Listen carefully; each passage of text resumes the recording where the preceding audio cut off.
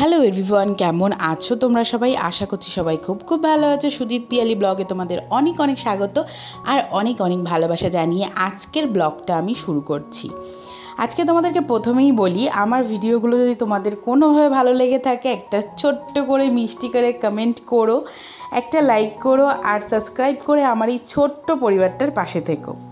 সকালবেলায় উঠেই তো আজকাল স্নান হয়ে যাচ্ছে, কিন্তু স্নান একবার না কতবার যে স্নান করছি তোমাদেরকে কি বলবো।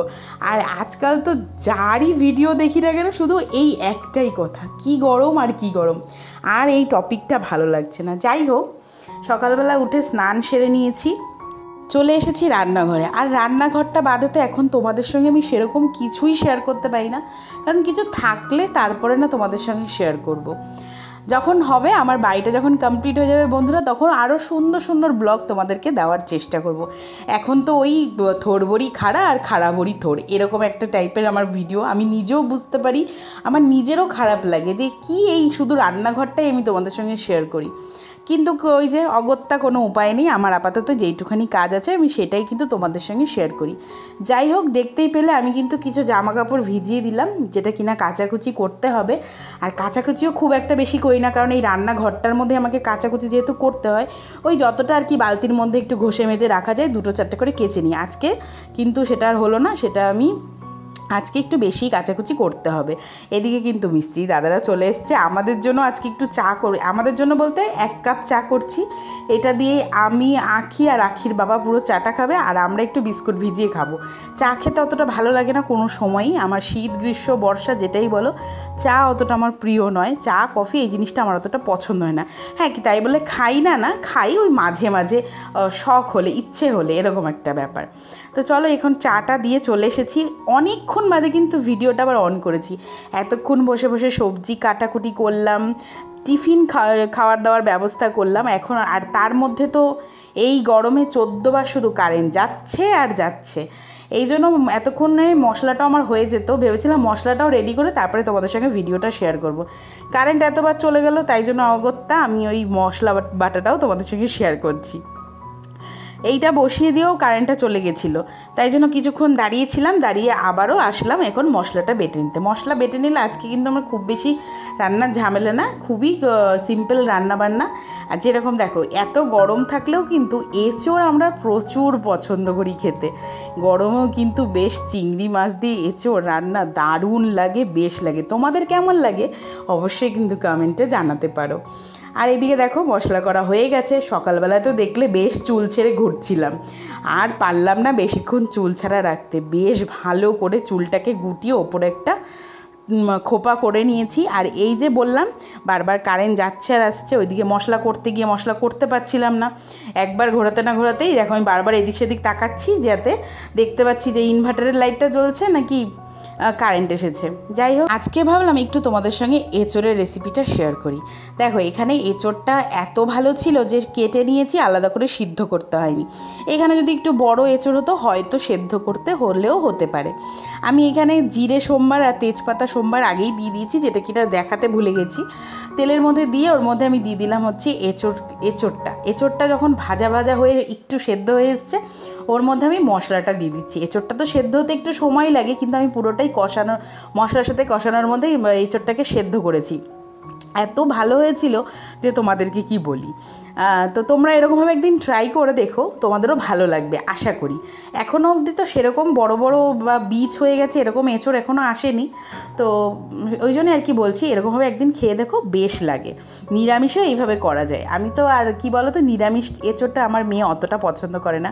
ওকে যদি একটু চিংড়ি মাছ দিয়ে করে দেওয়া হয় না, খুব পছন্দ করে। আগের দিনকে তোমাদের দাদাভাই চিংড়ি মাছটা এনে রেখেছিল, আমি আবার কি করেছি, সেই চিংড়ি মাছটা কিছুটা আবার একটু কষা করে খেয়ে নিয়েছি। সেটা তোমাদের সঙ্গে রেসিপিটা শেয়ার করা হয়নি, ইচ্ছা আছে, খুব ভালো হয়েছিল তো তোমাদের সঙ্গে সেই রেসিপিটাও আমি একদিন শেয়ার করব। এইদিকে দেখো, ডান দিকে আবার এইদিকে বসিয়ে দিলাম হচ্ছে একটু লাউয়ের ডাল করব, যার জন্য কিনা কড়াই বসিয়ে দিয়েছি। দেবো হচ্ছে জিরে ফোড়ন, আর এইদিকে কড়াইয়ের মধ্যে আমি খুন্তিটা রেখে দিয়েছিলাম, হাত দিয়ে আর ধরতে পারছি না, তাই জন্য ওই ফ্যান গালার যে কাপড়টা ওটা দিয়েই ধরে নিলাম। আর এদিকে দিয়ে দিলাম শুকনো লঙ্কা ফোড়ন, আর দিয়ে দেবো একটু জিরে। এই ফোড়ন দিয়ে তারপর দিয়ে দেবো হচ্ছে লাউ কেটে রেখেছি, আজকে আর সবজি কাটাকুটি তোমাদের সঙ্গে শেয়ার করিনি, এই আর কি। চলো তোমরা ভিডিওটা দেখতে থাকো। আর এঁচোড় আর রান্না তোমাদের কি বলবো, ওই তো আদা পেঁয়াজ রসুন বাটা, যে যেরকম ঝাল খাও সেরকম দিয়ে তার মধ্যে মশলার মধ্যে দিয়ে দিয়েছি, দিয়ে এখন ভালো করে কষিয়ে নিয়ে পরিমাণ মতো একটু জল দেব, ব্যাস ফুটে গেলেই আমার কিন্তু রান্না কমপ্লিট। চলো রান্নাটা এবারে ফটাফট করে কমপ্লিট করে নিই। আজকে একটু কাজ আছে, বললামই জামা কাপড় ভিজিয়ে রেখেছি, সেগুলো একটু কাচাকুচি করে নেব।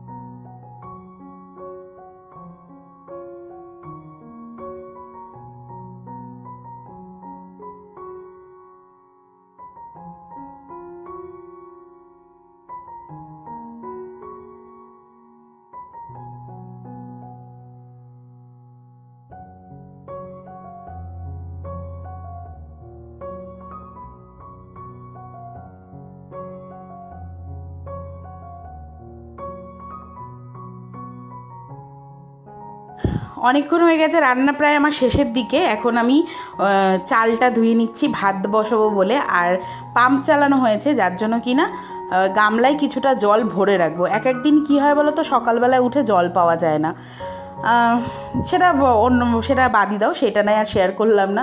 জল পাওয়া যায় না, জল ট্যাঙ্কিতে থাকে না, তাই জন্য তখন আর এমন অবস্থা হয় যে আমি পাম্পটা চালাতে পারি না। তার জন্য কী করি বলো তো, এখন গামলার মধ্যে জল ভরে রাখি।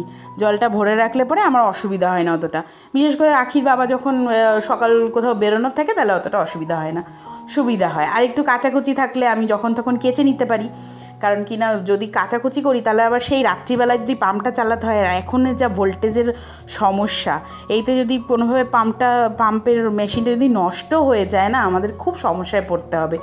এই সব কারণ চিন্তা করে, আর এমনিতেই তো ইনভার্টারটা নষ্ট হয়ে পড়ে আছে, ওই যেহেতু এখনও মেশিনটা ঠিক হয়ে আসেনি, ওই যেই দাদা ঠিক করে দেবেন তার একটা পুরনো মেশিন আমাদেরকে দিয়ে গেছে, এই রক্ষে কি কারেন্ট গেলে আমাদেরকে ফ্যান ছাড়া থাকতে হয় না, উনি দিয়ে গেছেন বলে। এই হচ্ছে ব্যাপার। এখন মিস্ত্রি দাদাদেরকে একটু নুন চিনির জল আর সাথে একটু ওই গ্লুকন-ডি এই একবারে মিশিয়ে দেব। আরেকবার দেওয়া হয়ে গেছে, এখন আরেকবার দিচ্ছি। আমি চেষ্টা করি 2-3 বার দেওয়ার, কিন্তু যেদিনকে না আমার একটু কাজের চাপ পড়ে যায় সেদিনকে মাথার থেকেই বেরিয়ে যায় যে হায়রে দেওয়া হলো না। তবু এখন আখিকে একটু শিখিয়ে দিয়েছি, আখিও মাঝে মাঝে একটু করে দেয় যখন দেখে আমার খুব চাপ থাকে সেদিনকে। তো এই আর কি, আজকে বেশি কেউ আসেনি, 3জন এসছেন দাদা, তো 3জন দাদাকে দিয়ে দিচ্ছি। আর এখন এই যে এখানে কাচাকুচি করেছি সেই ভিডিওটা তোমাদের সঙ্গে শেয়ার করিনি, কারণ কি না আমার ফোনের ব্যাটারিটা একদম লো হয়ে গেছিলো, ফোনটা চার্জে দিয়ে রেখেছিলাম, তাই জন্য এখন এইখানে তো প্রচুর জলে একদম থই থই করছে, তাই জন্য একটু মুছে নিচ্ছি। আর আমিও অর্ধেক ভিজে গেছি, সকালবেলায় একবার স্নান হয়েছে তো কী হয়েছে, আমাকে দেখে মনে হচ্ছে যেন গত বছর স্নান হয়নি, এরকম একটা অবস্থা। তো চলো এখন যাবো, এটাকে এই কাজটা সেরে যাবো একটুখানি স্নানে।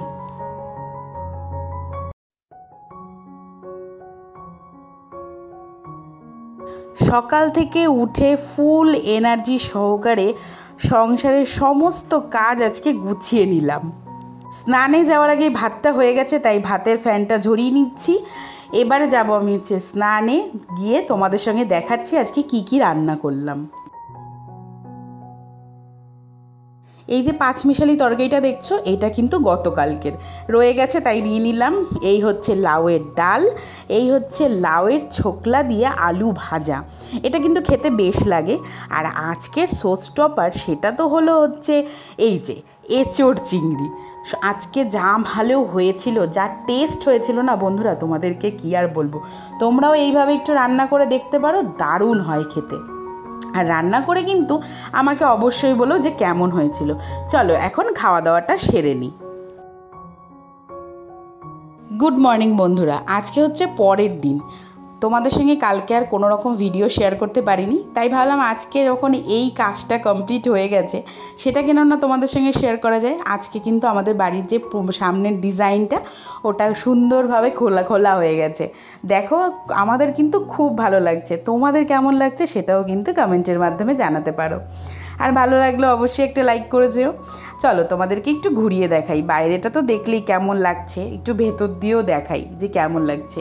হ্যাঁ, ফুল কমপ্লিট হয়ে গেলে জানি আরও সুন্দরভাবে তোমাদের সঙ্গে বিষয়টা আমি শেয়ার করতে পারতাম, কিন্তু আর না ধৈর্যে কুলালো না, ভাবলাম তোমাদের সঙ্গে একটু শেয়ারই করে নিই। এই আর কি, দেখো এই দিয়ে ভেতরটা দিয়ে এরকম লাগছে, আর বাইরে দিয়ে তো দেখে দেখালামই। আর সকালবেলায় স্নান করে নিয়েছি, কিন্তু তাই জন্য চুল টুল সব এখনও ভেজা, ভাবলাম আগে এই ভিডিওটা তোমাদের জন্য করে নিয়েছি। আর আমাদের যে উদ্বোধন করে ফেলেছে আমাদের বাড়িতে থাকার জন্য, তারা কিন্তু এখনও ঘরেই শুয়ে আছে। দাঁড়াও তোমাদের কিছুক্ষণ পরে দেখাচ্ছি, তাদের জন্য একটু খাবার নিয়ে আসি। তোমাদের দাদাভাইকে বললাম 4টে বিস্কুট দাও, বেচারারা ঘরের মধ্যেই বসে আছে। আশা করি তোমরা বুঝতেই পারছো আমি কাদের কথা বলছি। চলো বিস্কুটটা নিয়ে আগে যাই।